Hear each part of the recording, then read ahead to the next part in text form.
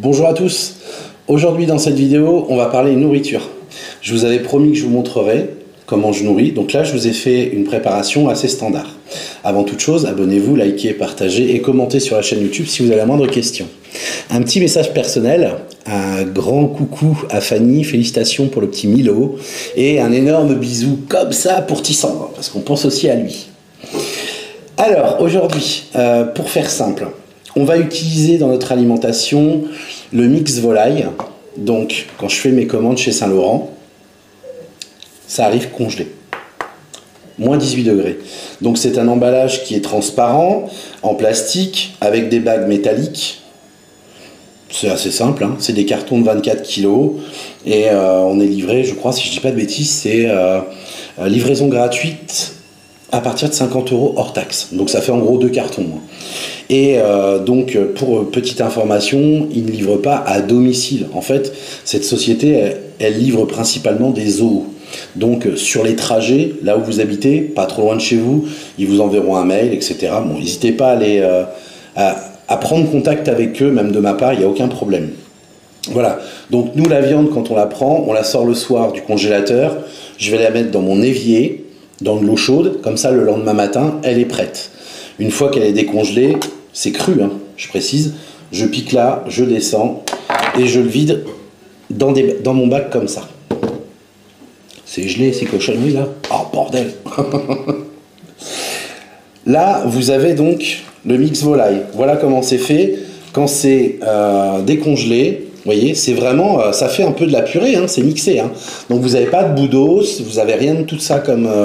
Il n'y a pas de risque en fait. Parce que vous savez, des fois, avec les os, il y a toujours un risque de perforation dans l'estomac ou autre. Donc c'est franchement à éviter.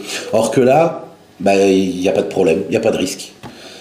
Et puis au moins, vous avez l'ensemble du poussin ou du poulet, vous voyez. Pas comme dans les croquettes où on vous met juste des becs, des plumes, des pattes et des éviscères. Enfin, tout ce qui n'est pas apport réel est suffisant. N'oublions pas, bien sûr, que nos chiens sont des carnivores. Oui. Après, on va basculer sur du riz. Le riz, c'est du riz complet que j'achète. J'achète pour l'instant au supermarché et je dis un petit coucou à Mimi, l'assistante vétérinaire, qui m'a parlé justement d'un fournisseur de riz en France qui sera en Camargue. Donc il va falloir que je vois avec lui prochainement parce que c'est vrai que le riz, même quand on l'achète en supermarché, c'est du riz complet pour humains, mais je ne sais pas d'où ça vient. Vous voyez ce que je veux dire?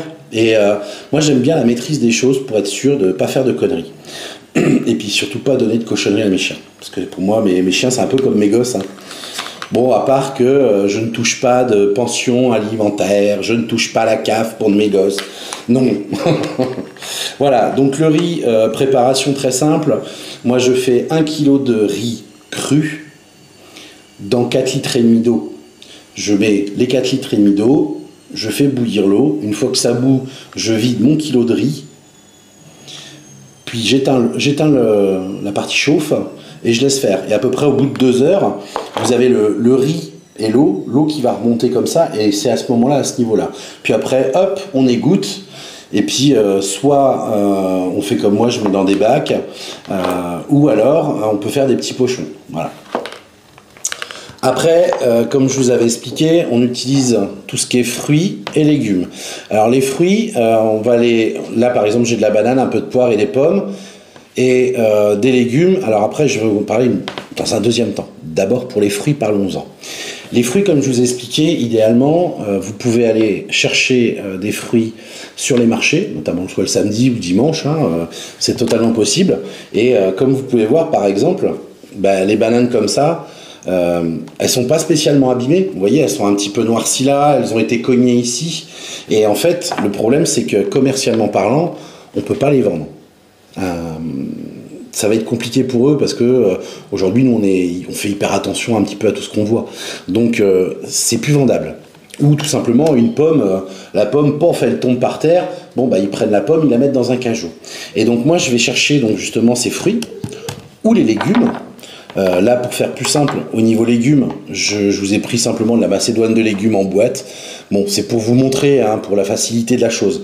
C'est vraiment juste pour ça. Sinon, je fais moi-même pareil mes légumes. Et je prépare en grande quantité, comme ça mes fruits et mes légumes sont en congélateur, et dans des pochons, et je sors ce que j'ai besoin. Les fruits et les légumes, vous pouvez les chercher sur le marché. Comme je vous disais, le samedi ou le dimanche, vous allez en fin de marché et vous demandez aux maraîchers s'ils peuvent vous les vendre, ceux qui sont abîmés. Et vous verrez, vous allez prendre des cajoux entiers pour quelques euros. C'est vraiment relativement simple. Alors, à ça, on va s'équiper d'une balance, tout simplement. Et le poids la gamelle qu'on va faire aujourd'hui, c'est une gamelle que je prépare pour un Boston normal, on va dire de 7 kg. Donc c'est à vous à peu près de l'adapter aux besoins. Et pour savoir l'adapter, c'est très simple. Vous voyez votre chien, vous regardez de derrière, enfin de haut comme ça, la tête par là, le cul vers vous, et vous regardez au niveau de ses flancs. Est-ce que le chien il va être efflanqué ou pas, ou est-ce qu'il est rond comme une bille? Alors rond comme une bille, c'est comme moi, c'est pas terrible. Maintenant, si c'est trop efflanqué, c'est pas bon. Il faut trouver le juste milieu. On ne doit pas avoir les côtes sur les côtés, on ne doit pas avoir la colonne vertébrale non plus. Pensez-y. Donc à ça, hop, les fameuses gamelles, vous savez, au lieu de les acheter en jardinerie à 8 euros, on va les acheter dans les magasins style Jiffy, Foirefouille, tous ces trucs-là, pas trop cher, à 2,50 €. C'est officiellement, ça s'appelle un bol à mayonnaise. Je trouve exactement les mêmes pour des marques de pet food, juste parce qu'il y a la marque ici. Ben non, moi j'ai très bien comme ça. C'est aussi comme ça qu'on fait des achats malins. Et le fait de faire ces achats malins, en fait, ça fait des économies. Et à la fin de l'année, eh ben, vous seriez surpris du nombre de centaines d'euros que vous pourriez économiser, voire de milliers d'euros, comme j'ai pu faire, autant que j'ai élevé des dogs allemands. J'économisais, avec 30 dogs allemands, j'économisais 12 000 € par an. 12 000 € sur l'alimentation. En gros, nourrir mes dogs allemands, mes 30 dogs allemands, ça me prenait 18 heures par mois, et donc j'économisais 1 000 €. Faites le calcul, hein. 18 heures, 1 000 €. Vous voyez ce que ça fait dans la poche? Alors imaginez-vous pour vous, sur une année, même si vous avez moins de chiens, bien sûr, mais même si vous n'avez qu'un chien, au final, ça a des bienfaits qui sont énormes. Déjà, économiquement parlant. Après, d'un point de vue alimentation, on n'est que sur de l'alimentation que vous pouvez manger aussi. Bon, sauf là, c'est ce qu'on trouve dans les nuggets, hein, en gros, hein, qu'on se comprenne. Hein. Vous savez, quand vous emmenez vos enfants que vous aimez tant au McDo, c'est ça qu'ils bouffent. Désolé. Il n'y a pas que McDo, hein, Quick, KFC, tout ça, c'est la même cochonnerie, c'est les mêmes trucs comme ça. Donc, vous savez, hein, faut penser à tout ça.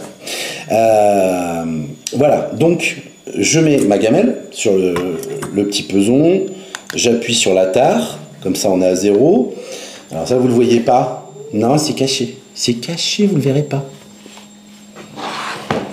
On va va faire une... Là, c'est un repas. Hein. On doit voir ce qui est dans la gamelle. Tu dois voir ce qui... Mais tu n'as pas besoin de voir. Si. Arrête, Latifa, t'as pas besoin de voir.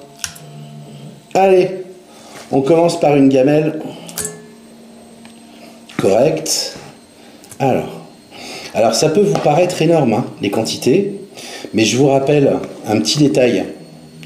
Vous avez quelque chose qui est commun à tous ces aliments qu'on met. Hop, 350 grammes, parfait. C'est marqué 350. Tu ne le verras pas, mais c'est marqué 350. La particularité qu'on a ici, là, c'est que là, c'est comme pour nous en tant qu'humains, c'est 82% d'humidité. Là, grosso modo, on est à 75-80% d'humidité. Là, même chose, la même chose, la même chose. Ce qui fait que quand vous prenez la gamelle, une fois qu'elle est finie, en fait, proportionnellement, on va faire une gamelle qui ferait à peu près 100 grammes de croquettes, en équivalent de son poids. Hein. Donc, mais visuellement parlant, ça va faire une énorme gamelle. Alors, rien ne vous empêche de la partager en deux si pour vous, dans votre tête, vous voulez vous donner... peut-être une histoire de conscience ou je sais pas quoi, je ne sais pas, mais bon, vous avez le droit de partager en 2 repas. Nous, en un repas, ça se mange très bien. D'ailleurs, on vous le montrera à la fin de la vidéo, parce qu'après, on nourrit les chiens hein, devant vous. Vous allez voir, en plus, c'est génial, il n'y a pas de bagarre, rien du tout, avec plusieurs chiens ensemble. Donc, 350 grammes de viande, on est là. Je vais y ajouter, grosso modo, 50 grammes de riz complet. Hop.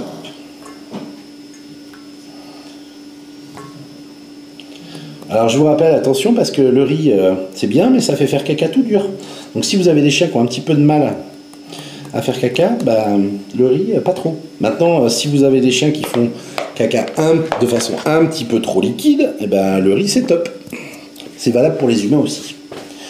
Alors après, donc là on est déjà une gamelle, donc on a mis 350 grammes de viande, j'ai mis 50 grammes de riz, et là on va y apporter 25 grammes de fruits, 25 grammes de légumes. Alors les légumes c'est simple, hein. Hop, macédoine de légumes, basique, hein, ça fonctionne très bien. Tac. Alors vous voyez, hein, ça fait vraiment rien, hein. Ça fait pas grand chose, hein. Mais ça représente un petit peu en fait ce que les chiens pourraient manger dehors. Parce qu'on sait que les chiens en liberté, ils vont manger notamment des petites baies, etc. Un chien sauvage va manger des petites baies, sauf bien sûr s'il se retrouve à côté d'un centre-ville, d'une grande ville où il va chercher dans les poubelles. Mais je vous rassure, dans les poubelles, il ne cherche pas à manger des épis de maïs. Il peut manger des fruits, des petits légumes, et surtout de la viande, du poisson, etc. Ça reste un carnivore. Donc là, on peut aller travailler avec un petit peu de banane si on veut. Donc on doit faire 25 grammes. Hop. La banane c'est simple, on la prend, on la prépare, tac, je vous assure, ça se mange, hein. Ça va pas me boucher le derrière ça, hein. Hop, hop.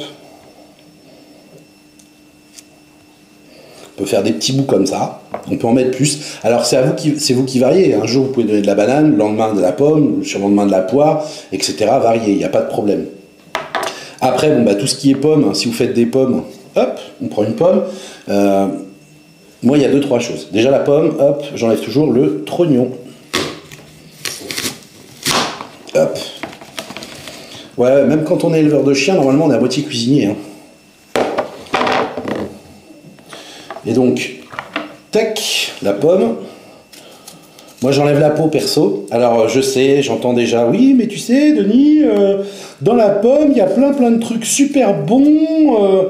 Ouais, mais la pomme, il y a plein de trucs chimiques aussi que les gens mettent pour éviter les petites bêtes, etc. Et même si on lave, le problème, comme dirait ma mère, Denis, mieux vaut prévenir que guérir. Donc, tatatam, je mets mes petits bouts de pomme. Alors là, bien sûr, vous allez me dire, putain, Denis, c'est long à préparer tout. En fait, là, c'est pas si long que ça, parce que là, je prends mon temps pour vous montrer. Vous voyez ? Je prends mon temps. D'habitude, je prends pas mon temps. D'habitude, je me dépêche, parce que vous savez, le matin au réveil, c'est branle-bas de combat, les chiens gueulent dans tous les sens, c'est l'heure, on a faim, on veut pisser, on veut faire caca. Dépêche-toi, bordel. Non, je suis pas fou. Je suis éleveur de chiens. Hop. Les petites poires, pareil. Belote et rebelote. Tac. Après, c'est une habitude, hein. Vous savez, au début, c'est un peu chiant. Franchement, ouais, c'est vrai que c'est chiant au début. Mais après, ça va tout seul. Franchement, c'est pas plus compliqué que quand vous faites à manger à vos enfants. Tac. Et en fait, vous avez plaisir à leur donner à manger en même temps. Eh, viens voir. Fais le tour, regarde. Là, il y a marqué combien ? 475 grammes. Voilà. Donc 475 grammes, c'est le poids de la gamelle. Ça fait énorme. Mais si vous faites 475 grammes et que vous enlevez 80% d'humidité, vous avez en réalité à peu près 80 grammes, 80 à 100 grammes de nourriture concrète. L'avantage que ça a, 2 petites secondes, on se plie les mains, hop. Excusez-moi, je fais comme chez moi, promis. L'avantage que vous avez en faisant une gamelle comme ça, c'est que là, on est sur des produits naturels. On est sur de l'alimentation humaine. Ça vous coûte 5 fois moins cher que de nourrir avec de la cochonnerie chimique. Je vous le dis quand même entre nous, quoi. Faut pas l'oublier. Le pet food, ça reste quand même pas terrible, hein. Si vous saviez tout ce qu'il y a dedans, oh mon Dieu. Et pourtant, on vous parle de produits premium, super premium. Ça, c'est juste pour vous enfumer, tout simplement. C'est juste pour vous enfumer, c'est des flous juridiques, etc. Et si vous en parlez, par exemple, avec un avocat, il vous expliquera que dans l'industrie agroalimentaire, par exemple, vous voyez, d'un point de vue législatif, On est d'accord, ceci est une banane.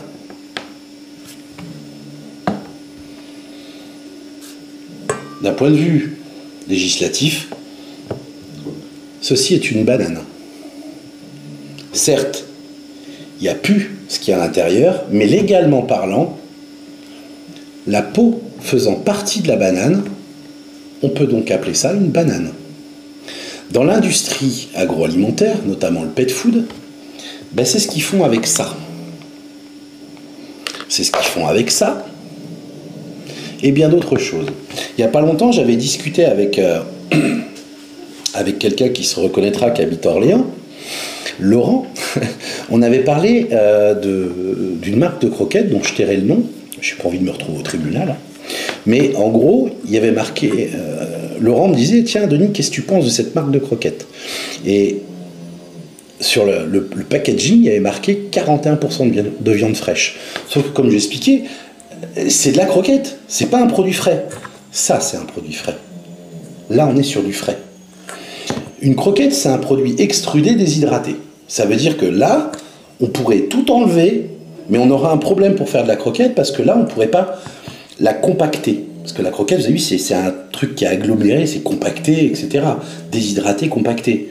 Et donc, il faut que ça tienne. Donc, on vient utiliser soit de la pomme de terre, comme on fait maintenant, de plus en plus, parce qu'il y a moins d'histoire, mais je vous rappelle que la pomme de terre n'est pas très digeste.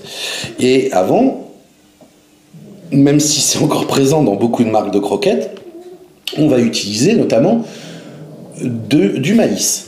Sauf que le maïs, c'est pas des grains de maïs qu'il y a dedans, hein. C'est, vous savez, tout l'intérieur, tout ce qui est... quand vous prenez une fusée de maïs, vous l'ouvrez, et puis tous les petits grains sont enlevés, et tout ce qui reste, ça fait partie du maïs. Vous vous rappelez l'histoire de la banane? C'est la même chose. Donc, on va se retrouver quand même à avoir des trucs qui sont dégueulasses pour donner à manger à nos chiens.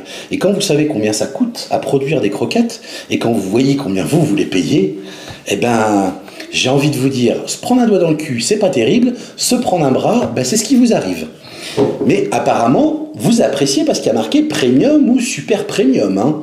Ça, qui d'ailleurs, je vous invite à aller chercher sur le petit Larousse, ou n'importe quel dictionnaire...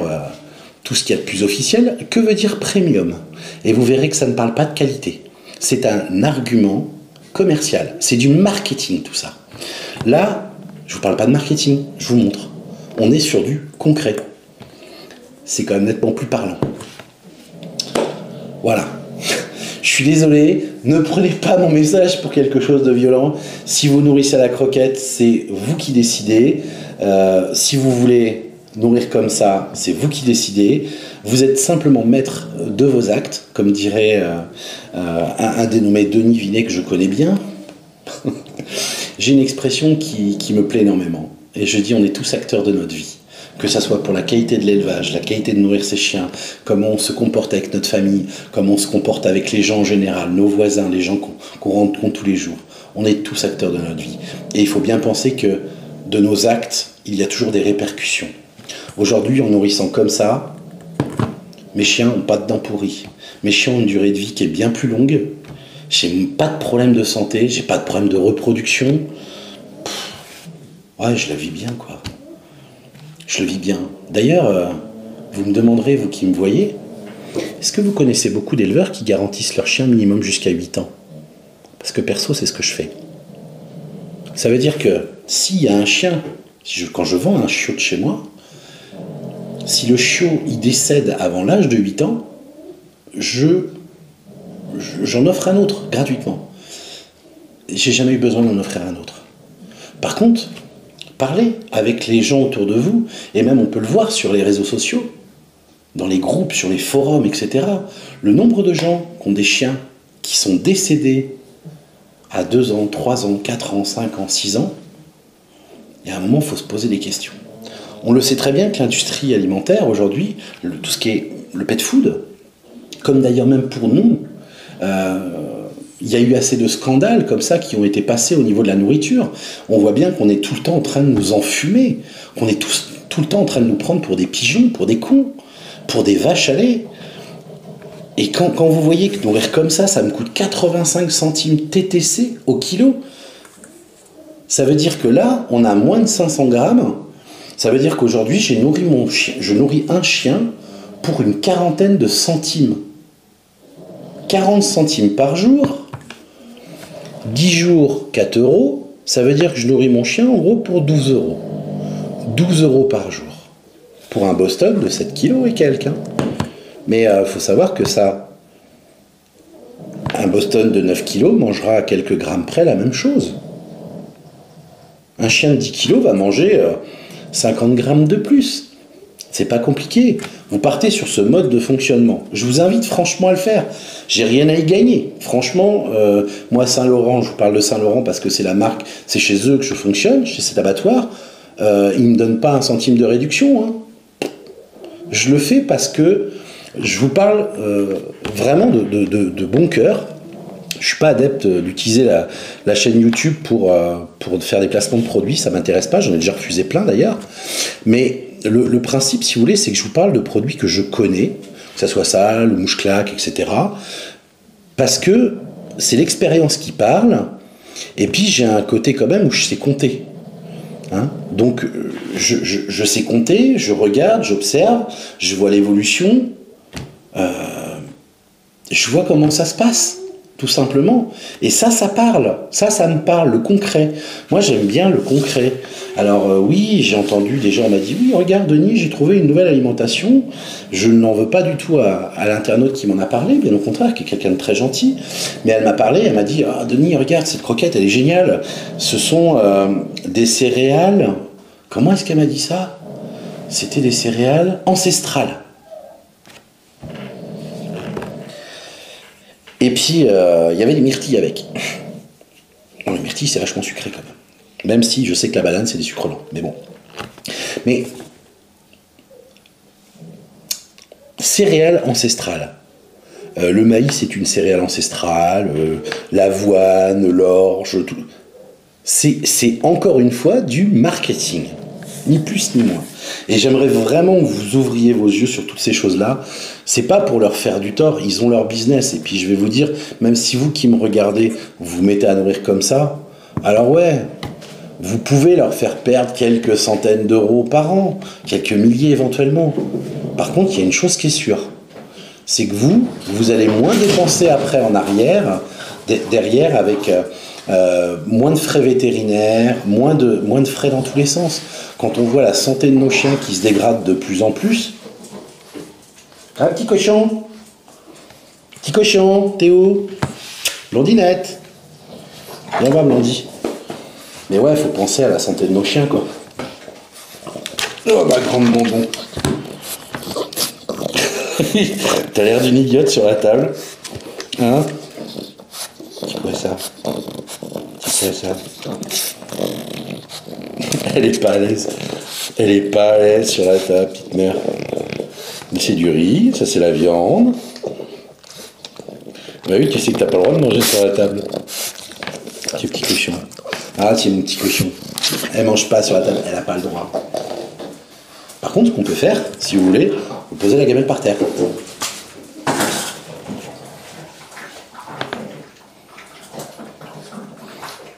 Vous remarquez aussi qu'ils se bagarrent pas. Hein. Quand on regarde, ils mangent les fruits, les légumes, la viande, le riz, tout.